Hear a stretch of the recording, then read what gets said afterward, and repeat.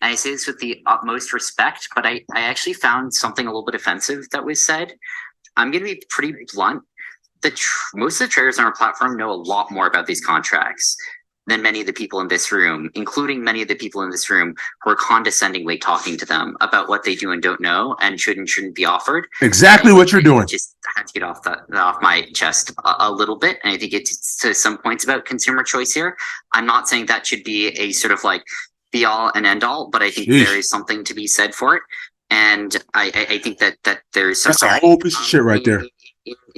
You know, some of the statements made by people attempting to protect those who know about the topic and who understand these products extremely well. Most of our users do.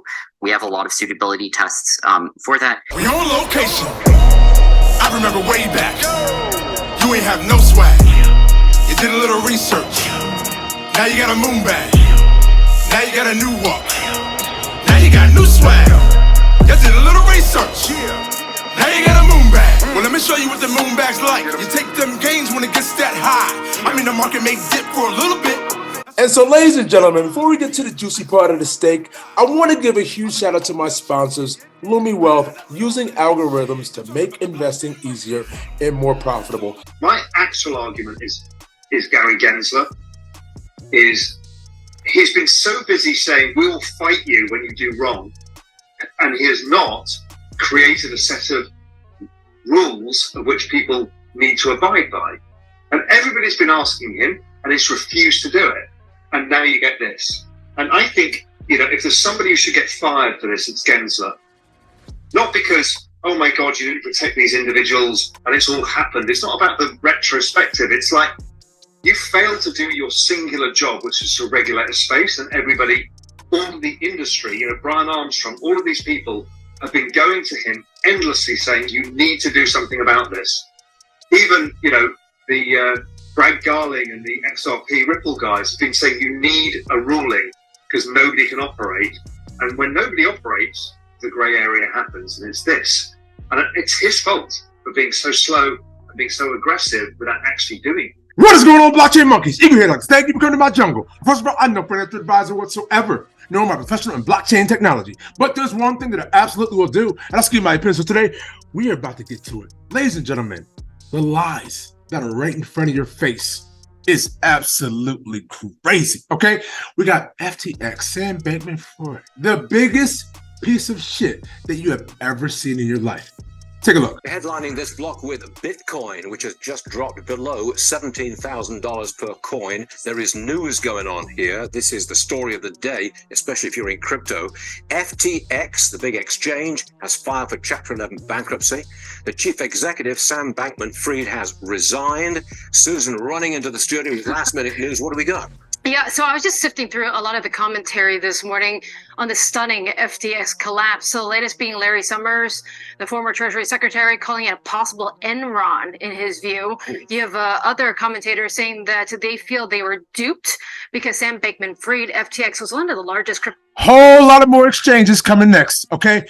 Get your cryptos off the exchange. If you go to blockchainmonkeys.com, you can get yourself a ledger, get yourself a cold storage wallet. Crypto exchanges in the world, and he was effectively the poster child for this new asset class. Now, as for others involved here, the contagion effect, this voluntary bankruptcy filing is 130 subsidiaries, and that does include FTX International and, yes, the U.S. trading arm as well.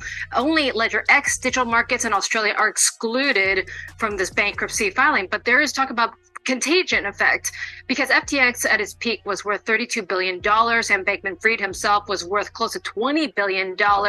And now they need to pay back 100,000 creditors. If you look through the balance sheets, liabilities and assets are pretty much the same, $10 to $50 billion.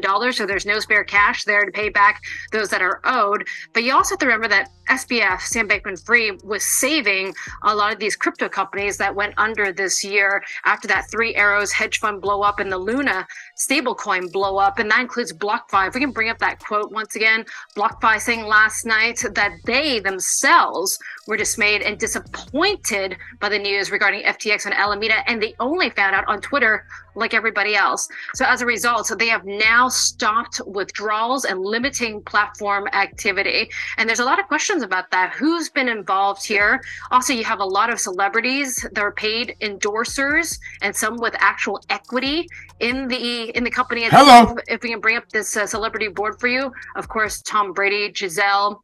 Yep. They were two of the marquee endorsers, and they had warrants actually in FTX. We have no dollar amount in terms of how much they actually own in the company, but Naomi Osaka is involved. Steph Curry as well was paid, and Larry David had that famous Super Bowl commercial. Also, speaking of sports, you know that Miami Arena is being sponsored by FTX. That was a 19-year deal, and so has the Major League. $135 to $180 million. You know, we did some digging, and there's a $5 million payment that is expected in the next few months to the Miami-Dade area. Now, will FTX be able to pony that up? Also, is there an arena curse? Yep. But you know, this is such a knock. There's on an awful cryptocurrency. lot of people losing an awful lot of money because they can't get their money out of crypto. Okay, so coming in hot from Elizabeth Warren, we have here the collapse of one of the largest crypto platforms shows how much of the industry appears to be smoke and mirrors. We need more aggressive enforcement, and I'm going to keep pushing the SEC Gov to enforce the law. Ladies and gentlemen, they've had ample time to get this right. You know exactly what is going down here. Get your cryptos off the exchanges. You should have been there. Like I've been telling you about this, like I don't know how many years, okay? What you want to do is make sure when you're looking at these exchanges that you've done your thorough research. Which brings me to Globiance and a few things that they don't do, okay? They don't give large number of tokens to any exchange. They don't create money out of thin air. And there's always more liquid assets than the debts to clients. Ladies and gentlemen, FTX had constructed a setup from against each other collateralized assets, of which many are illiquid or not existing. And that's how they couldn't withstand the withdrawals. When you're looking at these exchanges, do your due diligence. And ladies and gentlemen, for the most part, cold storage. So coming in hot, we have Shelby Gosling, Go Plugin, the most reliable and trustworthy decentralized Oracle service building on XDC. And you know that PLI staking is live on the Globiance app. And ladies and gentlemen, you see it right in front of your face. XRP staking at Globiance.com is now live. But I want to show you something here, ladies and gentlemen. Look at the 1.5% APY. Giving you something that's sustainable, ladies and gentlemen. Hello, this is Oliver LaRosa coming in hot, one of the hardest workers in this game. Let's go. Now, coming back to Oliver LaRosa, XDC staking at Globiance, 4.2 to 6.2 APY. Pools are filling up fast. Do you see what is happening over here on this platform? We didn't come here for the short term, baby. Cause it's the standard in this bitch. XRP. I went to YouTube University, and now they mocking me with no degree. We saying by the swift, keep it walking. Respecting elders in these bushes. Bitcoin is talking. You don't have to be rich to be taking advantage of this. This was the beginning of the greatest transformation of wealth the world has ever fucking seen since World War II. Blockchain. We talking about an intellectual choo-choo train. It's DLT up in these streets, man. That's why we rip all on that blockchain.